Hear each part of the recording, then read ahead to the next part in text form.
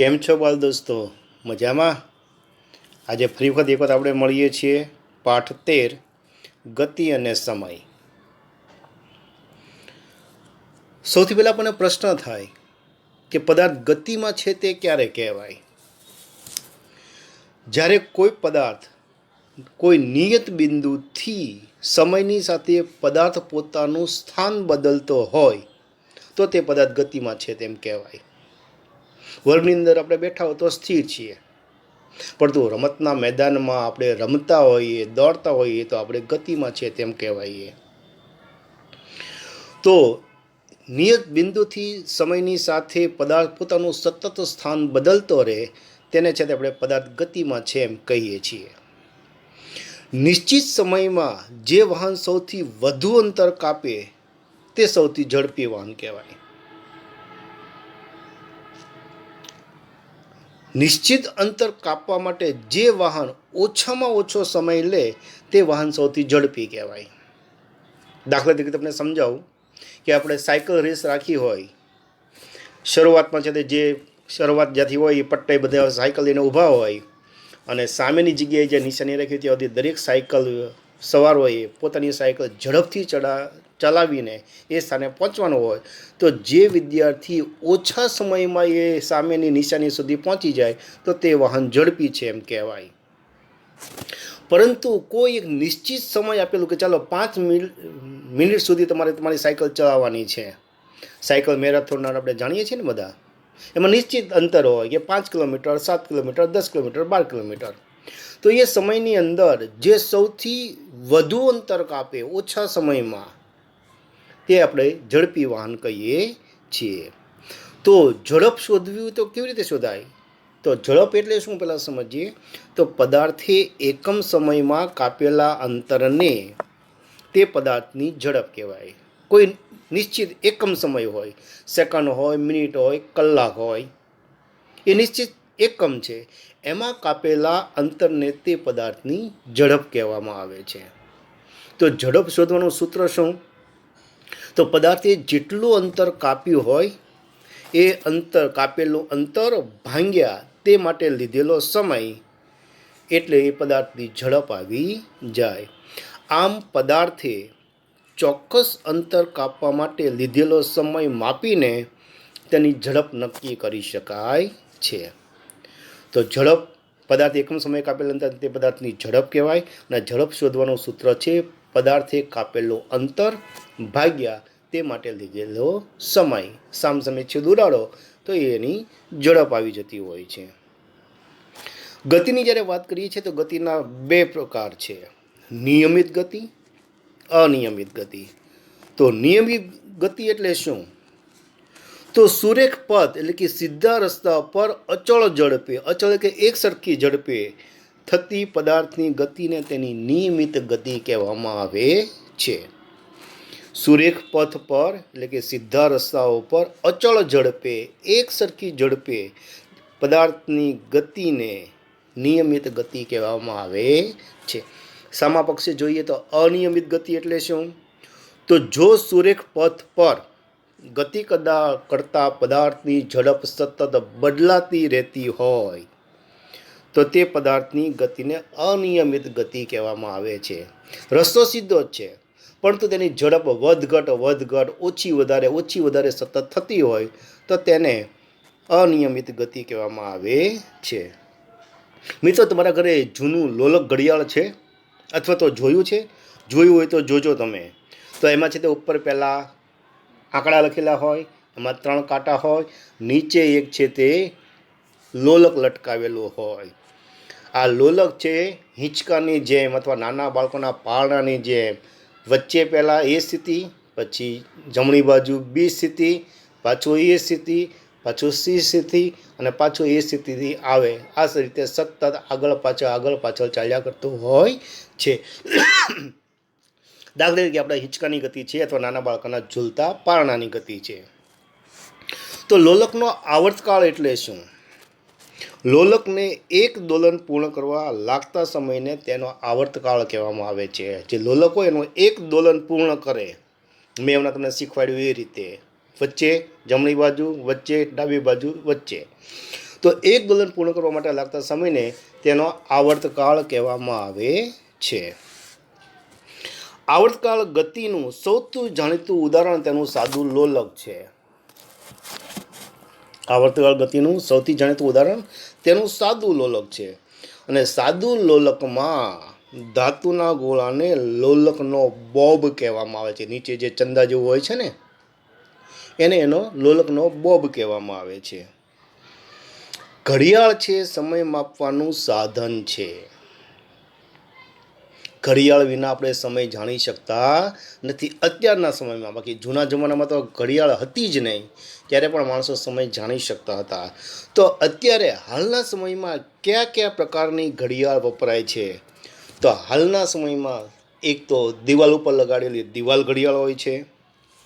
Mummy papa અથવા તો ઘરના કોઈ વડીલ અથવા તો તમે પણ હવે કાંડે બાંધો છો તે કાંડા ઘડિયાળ છે. બીજું, અધિકારીઓ પોતાના ટેબલ ઉપર રાખે છે અને તે ટેબલ ઘડિયાળ કહેવામાં આવે છે. અને ચોથી ઘડિયાળ છે ડિજિટલ ઘડિયાળ. આમ અત્યારે મૂળ 4 પ્રકારની ઘડિયાળ વપરાય છે: દિવાલ ઘડિયાળ, કાંડા ઘડિયાળ, ટેબલ ઘડિયાળ અને ડિજિટલ ઘડિયાળ. જ્યારે લોલકવાળી ઘડિયાળ પ્રચલિત નહોતી ત્યારે પણ માણસો સમયનો અંદાજો તો લગાવી શકતા હતા. તો ત્યારે કોના આધારે માણસો સમય જાણી શકતા હતા? તો એ સમયમાં છાયા યંત્રો હતા, જે જયપુરની અંદર જંતર મંતરમાં તમને જોવા મળે છે. ક્યારેય તમે જો જયપુર ગયા હો તો તમે ફરો તો જયપુરનો હવા મહેલ ને બધું જોવા જેવું તો છે. સાથોસાથ તેનું જંતર મંતર નામનું સ્થળ છે એ પણ જોવા જેવું છે. તેના આધારે લોકો સમયનું જ્ઞાન મેળવી શકતા હતા. જળઘડી, 2 બોટલની અંદર એકમાં પાણી ભરેલું હોય અને ઊંધી કરો એટલે એ પાણી ધીમે ધીમે ધીમે ટપકીને નીચે આવે. કેટલી મિનિટ તેનો અંદાજ કરીને પાછું એને છે તે ઊંધી કરી નાખવાનું, ઉપરનું પાણી પાછું નીચે આવે. એવી જ રીતે રેતઘડી, જૂના જમાનાના તમે કોઈ સાધનો જોવો અથવા તો ક્યાંય મ્યુઝિયમમાં જાઓ તો તમને જળઘડી અને રેતઘડી તમને જોવા મળતી હોય છે.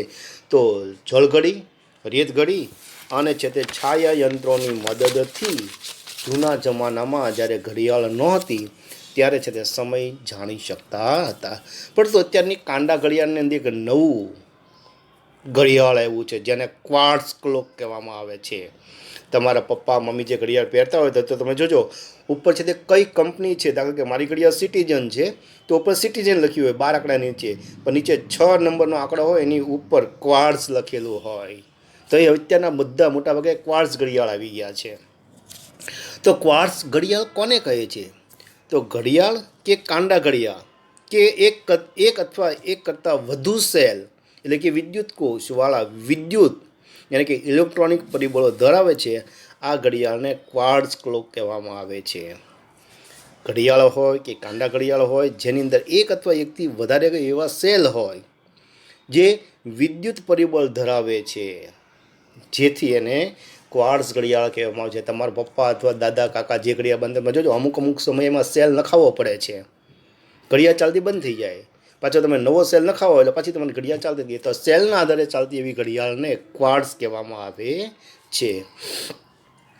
લોલક જે હોય દિવાલ ઘડિયાળમાં, એ લોલકની લંબાઈ જો વધારવામાં આવે તો તેનો આવર્તકાળ વધી જતો હોય છે. તો લંબાઈ ઉપર, લોલકની લંબાઈ ઉપર આવર્તકાળ આધાર રાખે છે. હવે મેં તમને આની પહેલાં પણ શીખવાડ્યું, ફરી રિપીટ કરું કે લોલકનું એક દોલન પૂર્ણ થયું ક્યારે કહેવાય? લોલક હોય ઘડિયાળનું લોલક, અથવા તમે ઘરે પણ બનાવી શકો. એક તમે છે તે દોરી લેવાની અને નીચે કોઈ વજનદાર વસ્તુ એવી તમારે બાંધી દેવાની અને તમે રાખો તો એ તમારો સાદો લોલક તૈયાર થઈ ગયો. હવે જે વચ્ચે રાખેલું સ્થિર છે લોલક જે છે એ મહત્તમ સ્થાનાંતર એટલે કે એ સાઈડ ચાલે, ત્યાંથી આવીને પાછું મહત્તમ સ્થાન બી સુધી ગતિ બાદ પાછો એનું મહત્તમ સ્થાન એ સમય બિંદુ સુધી સ્થાનાંતર કરીને પાછો ફરે તો તેને એક દોલન પૂર્ણ થયું કહેવામાં આવે છે. એક સૂર્યોદય બાદ તરત આવતા બીજા સૂર્યોદય સુધીના સમયગાળાને એક દિવસ કહે છે. સૂર્ય ઉદય યાની કે સવારમાં સૂરજ ઉગે તેને સૂર્યોદય કહેવાય, સૂરજ આથમે તેને સૂર્યાસ્ત કહેવાય. તો આજે માનો કે સૂર્યોદય થયો, સૂર્ય ઉગ્યો, તે સૂર્ય આથમ્યો ને બીજા દિવસે પાછો સૂર્ય ઉગ્યો, એ વચ્ચેના 24 કલાકના સમયને એક દિવસ કહેવામાં આવે છે. તો આપણને પ્રશ્ન થાય કે એક દિવસની સેકન્ડ કેટલી? એક દિવસની સેકન્ડ કેટલી? તો એક દિવસમાં કલાક કેટલા થાય? બરાબર 24. 24 ગુણ્યા 3600 તમે કરો. 24 ગુણ્યા 3600 એટલે 86,400 સેકન્ડ એક દિવસની થાય. કોઈ તમને ક્યારેક પ્રશ્ન પૂછે કે ભાઈ એક દિવસની સેકન્ડ કેટલી, તો તમે બિન ડર રાખ્યા વિના ફટાકથી જવાબ આપી શકો કે એક દિવસના 24 કલાક, 24 ગુણ્યા 3600 બરાબર 86,400 એક દિવસની સેકન્ડ થાય. તો આપણે સાથે બીજો પ્રશ્ન થાય કે એક વર્ષના કલાક કેટલા? તો એક વર્ષમાં કેટલા દિવસ આવે? તો કે 365 દિવસ. તો 365 1/4 દિવસ બરાબર 1461 ભાગ્યા 4 ગુણ્યા 24 તમે કરો એટલે 8,766 કલાક એક વર્ષની કલાક થઈ. એક દિવસની સેકન્ડ કેટલી કીધી મેં? 86,400. એક વર્ષના કલાક કેટલા કીધા મેં? 8,766. હમણાં આગળ મેં વાત કરી કે જ્યારે ઘડિયાળ નહોતી ત્યારે જંતર મંતર જે દિલ્હીમાં પણ આવેલું છે, જયપુરની અંદર પણ આવેલું છે, એના આધારે છાયાચિત્રો વચ્ચે પિલોર જેવું મોટું બનાવ્યું હોય, એની પર સૂર્ય પડે અને એનું જે પડછાયો પડે, પડછાયો કેટલી લંબાઈએ ક્યાં પહોંચ્યો છે ના આધારે લોકો દિવસના કેટલો સમય થયો છે એના આધારે જાણી શકતા હતા. પણ આ તો સૂર્ય હોય ત્યારે જાણી શકીએ, પણ તો રાત્રે તો કંઈ સૂર્ય હોય ને તેનો પડછાયો કેવી રીતે પડે? તો રાત્રે છે તે આપણા પૂર્વજો, આપણા દાદા પરદાદાઓ છે તે આકાશમાં ઉગતા તારા, ચંદ્ર કેટલી બાજુ કયા સમયે ક્યાં પહોંચ્યો ના આધારે રાત્રે પણ સમયનો અંદાજ લગાવી શકતા હતા. તો કોઈ પણ પદાર્થની ઝડપ શોધવી હોય, ફરી વખત રિપીટ કરવું આગળનું, કે ઝડપ શોધવી હોય કોઈ પણ પદાર્થની, તો કઈ બે ભૌતિક રાશિઓની જરૂર પડે? તો સૌથી પહેલાં એક તો કે પદાર્થે કેટલું અંતર કાપ્યું છે તેની આપણને ખ્યાલ હોવો જોઈએ, અને તે અંતર કાપવા માટે કેટલો સમય લાગ્યો તેનો ખ્યાલ હોવો જોઈએ. તો ફરી વખત યાદ કરાવું કે ઝડપ શોધવાનું સૂત્ર તો ઝડપ બરાબર પદાર્થે કાપેલું અંતર અને તે અંતર કાપવા માટે લાગેલો સમય. તો આ બે રાશિઓની જરૂર પડે. પદાર્થે કેટલું અંતર કાપ્યું છે એ પણ ખબર હોવી જોઈએ, અથવા તો દાખલામાં લખેલી હોવી જોઈએ, અને તે માટે કેટલો સમય લાગ્યો છે તે લખેલું હોવું જોઈએ. તો આપણે પદાર્થની ઝડપ શોધી શકીએ છીએ. બધા જ ગતિ કરતા હોઈએ છે. એમાં પ્રાણીની વાત કરીએ તો ચિત્તો પ્રાણીઓની અંદર સૌથી ઝડપી ગતિથી દોડી શકતું પ્રાણી છે, અને તે કલાકમાં 112 કિલોમીટર સુધીનું અંતર કાપી શકે છે. એટલી ઝડપી દોડી શકતો પ્રાણી છે. હવે વાત કરીએ આપણે લંબાઈનો અથવા તો અંતરનો મૂળભૂત એકમ શું? તો લંબાઈનો અથવા તો અંતરનો મૂળભૂત એકમ છે મીટર છે. તો સમયનો મૂળભૂત એકમ તો કે સમયનો મૂળભૂત એકમ સેકન્ડ છે. અને તો ઝડપનો મૂળભૂત એકમ તો મીટર પ્રતિ સેકન્ડ છે. તો લંબાઈ અથવા અંતરનો મૂળભૂત એકમ મીટર, સમયનો મૂળભૂત એકમ સેકન્ડ અને ઝડપનો મૂળભૂત એકમ મીટર પ્રતિ સેકન્ડ. જ્યારે દાખલા ગણવાના આવે ત્યારે તો મીટરની સંજ્ઞામાં એમ તમે લખી શકો છો અને સેકન્ડની સંજ્ઞામાં તમે એસ લખી શકો છો. તેથી ઝડપ શોધવી હોય તો ઝડપ બરાબર મીટર પ્રતિ સેકન્ડ, એટલે કે એમ પ્રતિ એસ ઓબ્લિક કરીને તમે કરી શકતા હો છો. વાહનોની ઝડપ માપવાનો એકમ એક કલાકમાં તેને કેટલા કિલોમીટર અંતર કાપ્યા તે આધારે એની ઝડપ શોધવામાં આવે છે. તો કિલોમીટર બરાબર કેએમ અને કલાક બરાબર એચ અવર, તો કેએમ પ્રતિ કલાક. બધા એકમોની સંજ્ઞાઓ હંમેશા એક વચનમાં જ લખવામાં આવે છે. કોઈ પણ એકમ હોય એની સંજ્ઞા હંમેશા એક વચનમાં લખવામાં. દાખલા કે કોઈ પણ વાહને છે તે 70 કે 90 કિલોમીટર અંતર કાપ્યું, તો 90 બહુવચન છે છતાં એની પાછળ કેએમ કિલોમીટર લખાય, કિલોમીટર્સ એવું કોઈ દી આવતું નથી. તો હંમેશા બાળકો યાદ રાખજો કે બધા જ એકમોની સંજ્ઞાઓ હંમેશા એક વચનમાં જ લખવામાં આવે છે. તમે તમારા પપ્પાનું 4 વ્હીલ જોયું હોય કે 2 વ્હીલર હોન્ડા કે એક્ટિવા કે જે તમે જોયું હોય તો જોજો એમાં બે પ્રકારના મીટર આવેલા હોય છે. એક છે તમારા પપ્પાની લીવર જેમ હોન્ડાને અથવા તો ફોર વ્હીલને આપે તો એને કાંટો ખસે છે 0, 10, 20, 30, 40, 50, 60, 70, 110, 120. તો એ છે એની સ્પીડોમીટર છે. તો વાહનોની ઝડપ માપવા માટે થઈને સ્પીડોમીટર વપરાય છે, બરાબર છે. જ્યારે એની બાજુમાં વાહનને કાપેલું અંતર જાણવા માટે થઈને ઓડોમીટર લખેલું હોય છે. એક સફેદ ભાગ હોય છે, એમાં આંકડા સતત ફર્યા કરતા હોય છે.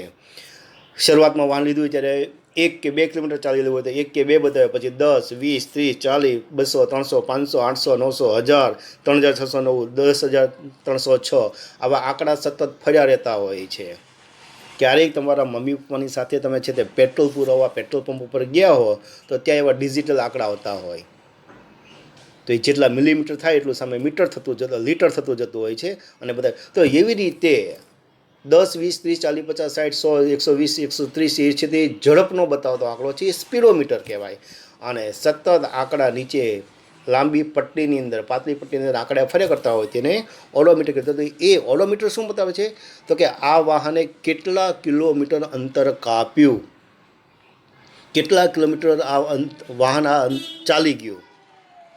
ભાવનગરથી અમદાવાદ તમે જતા હો તો ત્યાંથી શરૂઆત કરો તો એ 190 કે 200ની આસપાસ કિલોમીટર થાય છે.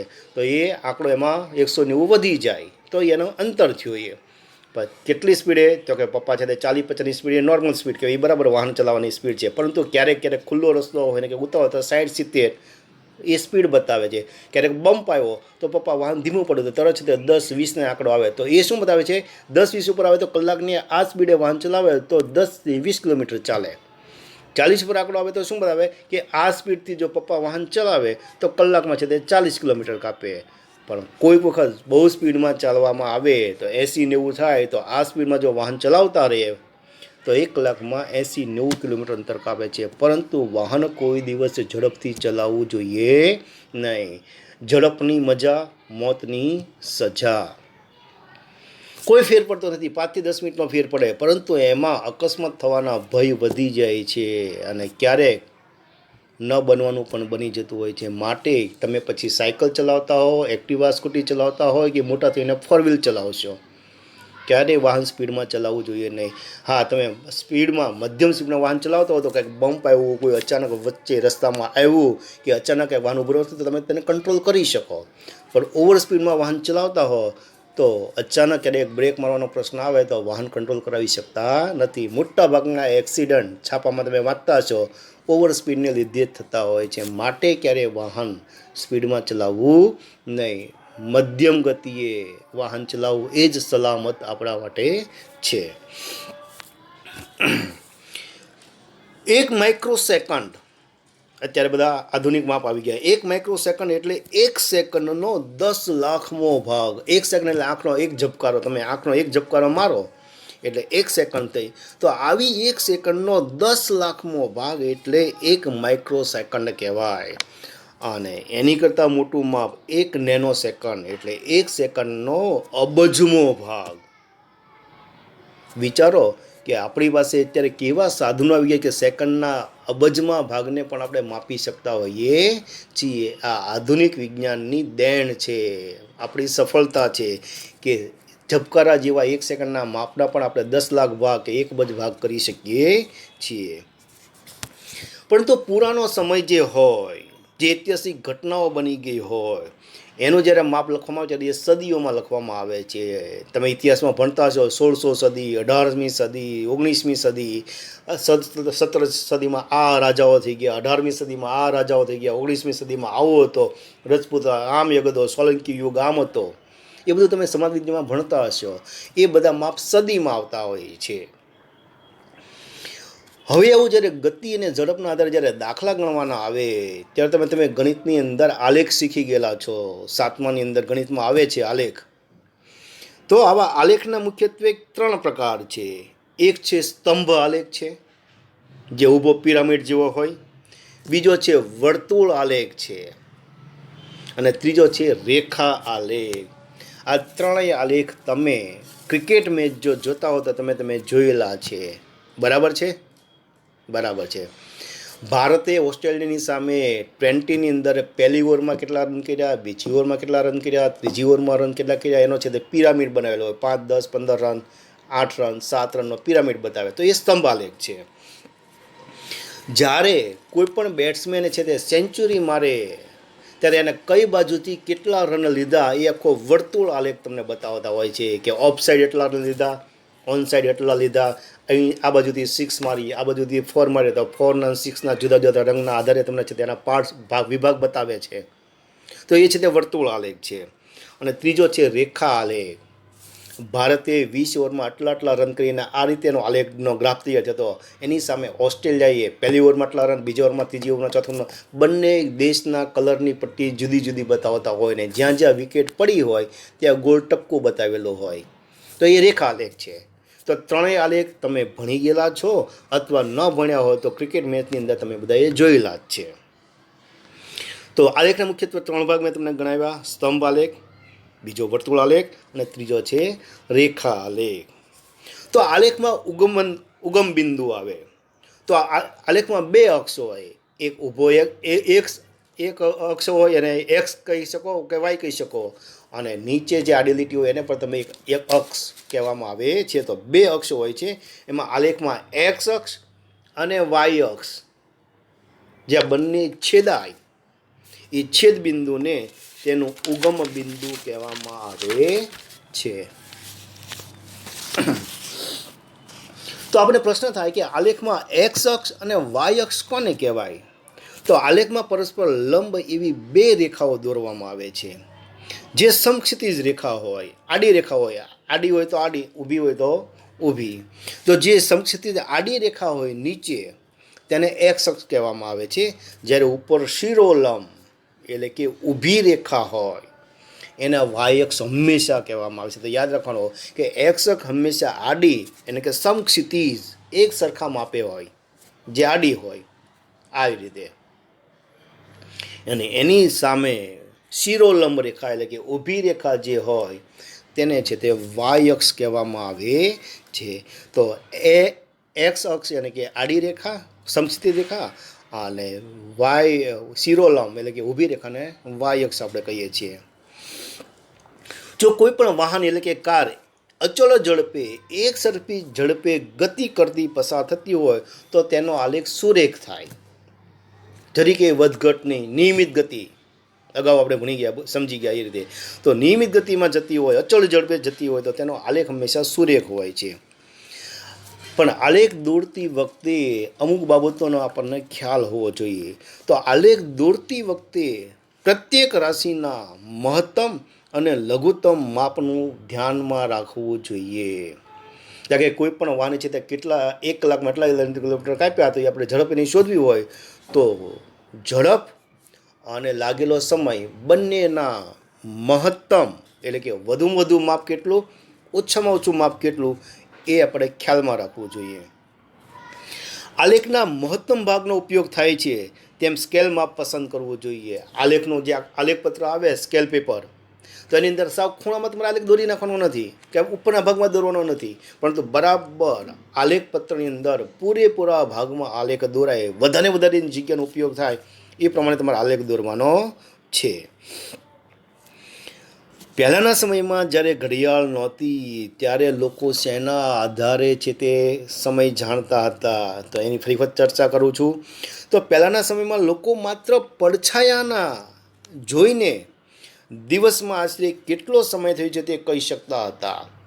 દાખલા તરીકે કોઈ ખેડૂતનું ઘર પૂર્વ દિશામાં છે અને સામે પૂર્વ દિશામાં સૂર્ય ઉગે એટલે તરત છે તે એ દિવસ શરૂ થયો, પરંતુ સૂર્ય ત્યાંથી એની સામે અને ઘરની સામે છે તે એના મકાન ઉપર જ્યારે પડે ત્યારે એનો પડછાયો પડતો હતો. ફળિયામાં એ મકાનની છતનો, દિવાલનો પડછાયો પડે તો એટલા વાગે અહીંયા એટલો પડછાયો, 12 વાગે એટલા વાગે, 1 વાગે એટલું, 2 વાગે એટલું, આમ. અને જેમ પશ્ચિમ દિશામાં સૂર્ય જતો જાય એમ એનું પડછાયાની લંબાઈની વધઘટ થતી હોય. તો પડછાયાની લંબાઈના વધઘટને આધારે પહેલાંના સમયમાં આપણા પૂર્વજો એ દિવસમાં આશરે કેટલો સમય થયો છે એ છે તે જાણી શકતા હતા.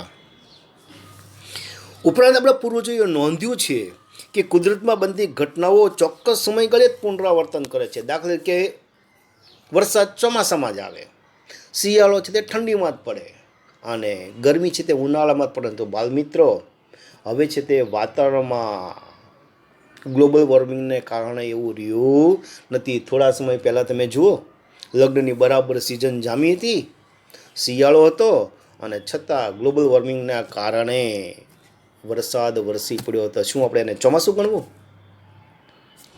ઠંડી છે છતાં વરસાદ, ઉનાળો ચાલુ છે છતાં વરસાદ. તો આ બધાને વરસાદ ન કહેવાય, એને માવઠા કહેવાય. તો એ માવઠાને લીધે પારાવાર નુકસાન થતું હોય છે. જેના ઘરે લગ્ન હશે ને વરસાદ એ વ્યક્તિને પૂછજો કે કેટલી મુશ્કેલીઓનો સામનો કરવો પડ્યો. પણ પાનખર છે આ ઋતુમાં જ આવે, ફૂલ આમાં જ ઉગે, આ સમયે આમ જ થાય, આ સમયે આપણે પૂર્વજોને જ્ઞાન હતું. તો એ ચોક્કસ ઘટનાઓ બનતી હોય ના આધારે એ કહી શકતા હતા કે ભાઈ આ થયો છે. દરિયામાં ભરતી ઓટનો સમય, એ પૂર્વજોના આપણને જ્ઞાન હતું. ચંદ્ર આકાશમાં કેટલો દેખાય છે? પૂરેપૂરો ચંદ્ર દેખાય છે તો કે એ પૂનમ છે. ધીમે ધીમે ધીમે ચંદ્રનું કદ ઘટતું જાય, અને એક સમય એવો આવે કે ચંદ્ર છે તે દેખાતો બંધ થાય, તો એ અમાસ છે. અમાસથી પછી ધીમે ધીમે ચંદ્ર થોડો મોટો દેખાતો, તો એકમ, બી, ચોથ, પાંચમ, છઠ. તો એ ચોક્કસ બનતી ઘટનાઓના આધારે આપણા પૂર્વજો જે છે એ છે તે કહી શકતા હતા. દાખલા તરીકે રોજ સવારે સૂર્ય ઉગે છે, અને સૂર્યોદય બાદ બીજો સૂર્યોદય સુધીના સમયને આપણે એક દિવસનું માપ કહ્યું છે. એક અમાસ આવે પછી બીજી અમાસના વચ્ચેના ગાળાને એક મહિનાનું માપ કહેવાય. તો મહિનામાં 15 દિવસના 2 ભાગ પડે. એક છે તે પૂનમ આવે, એક અમાસ આવે, તો એ 30 દિવસ. તો એક અમાસથી બીજો અમાસનો સમયગાળો થયો એટલે તો આપણે પૂર્વજો અંદાજ લગાવતા કે 1 મહિનો પસાર થયો. સૂર્ય પોતાની ધરી ઉપર પરિભ્રમણ કરે છે, 24 કલાકમાં એક ચક્કર પૂરું કરે છે, માટે 12 કલાક દિવસ, 12 કલાક રાત. પરંતુ સૂર્ય પોતાની ધરી ઉપર ફરતા ફરતા પૃથ્વીને ફરતે એક પરિક્રમણ કરે છે. તો એક પરિક્રમણ પૂરો કરવા માટે લાગતા સમયને એક વર્ષ, યાની કે 365 દિવસ કહેવામાં આવે છે. તો આપણા પૂર્વજો આના આધારે સમયનું, ઋતુનું અને દિવસોનું, તિથિનું જ્ઞાન મેળવતા હતા. હવે આપણે તફાવત જોઈએ તો કે નિયમિત ગતિ અને અનિયમિત ગતિનો તફાવત શું? તો નિયમિત ગતિમાં પદાર્થ એક સરખા સમયગાળામાં એક સરખું અંતર કાપે, એક જ સરખી ઝડપ હોય. જ્યારે અનિયમિત ગતિમાં પદાર્થ એક સરખા સમયમાં એક સરખું અંતર કાપતો નથી, વધઘટ થાય. નિયમિત ગતિમાં અંતર સમયનો આલેખ હંમેશા સુરેખ હોય, કારણ કે અચળ ઝડપ છે એટલે સુરેખ આલેખ રચાય. જ્યારે અનિયમિત ગતિની અંદર અંતર સમયનો આલેખ સુરેખ હોતો નથી. ક્યારેક છે તે મિનિટની અંદર ઓછું અંતર કપાય, ક્યારેક છે તે સ્પીડ વધારે આપી દેવી તો વધારે અંતર કપાય, તો પરિણામે આલેખ સુરેખ થતો નથી. તો અમુક વસ્તુ શું વપરાય? તો કિલોમીટર પ્રતિ કલાકનું અંતર માપવું, તો એ કોનો એકમ છે? તો કે ઝડપનો એકમ છે. કિલોમીટર છે એ કોનો એકમ છે? તો કે અંતરનો એકમ છે. સ્પીડોમીટર છે તો કે ઝડપ માપવાનું સાધન છે. ઓડોમીટર છે તો કે અંતર માપવાનું સાધન છે. અને દિવાલ ઘડિયાળમાં રહેલું લોલક એ આવર્તકાળ, ગતિ બતાવે છે. તો ફરી વખત બોલું, કિલોમીટર પ્રતિ કલાક તો કે ઝડપનો એકમ, કિલોમીટર છે એ અંતરનો એકમ, સ્પીડોમીટર છે તો કે ઝડપ માપવાનું સાધન, ઓડોમીટર તો કે અંતર માપવાનું સાધન, અને લોલક છે એ આવર્ત ગતિ. બાળકો, આ પાઠ આપણે સમજ્યા ગતિ અને સમયનો. બરાબર સમજાણો? સ્વાધ્યાય પોથીમાં બરાબર આવડે એટલું પૂરજો, બાકી છે તે હું એના ફોટા મોકલીશ. આ મહિનાના એન્ડમાં તમારું છે તે છમાસિકનું પરિણામ આપવામાં આવશે, અને બીજી આવતા મહિનાની જાન્યુઆરી મહિનાની ટેસ્ટના પેપર પણ આપવામાં આવશે. તો એ બરાબર છે તે સ્વાધ્યાયપોથીની અંદર જે ફોટા મોકલી એ પૂરો, એનું સ્વાધ્યાયપોથીનું વાંચન કરો, કંઠસ્થ કરો, અને પેપરની અંદર પ્રામાણિકતાથી કોઈ મોટાની હાજરીમાં અથવા તો પ્રામાણિકતા વાપરીને ધ્યાન બરાબર રાખીને પેપર લખો એવી શુભેચ્છા. મજામાં હશો, તબિયતનું બરાબર ધ્યાન રાખશો અને સૌ આનંદમાં રહેજો. આવજો.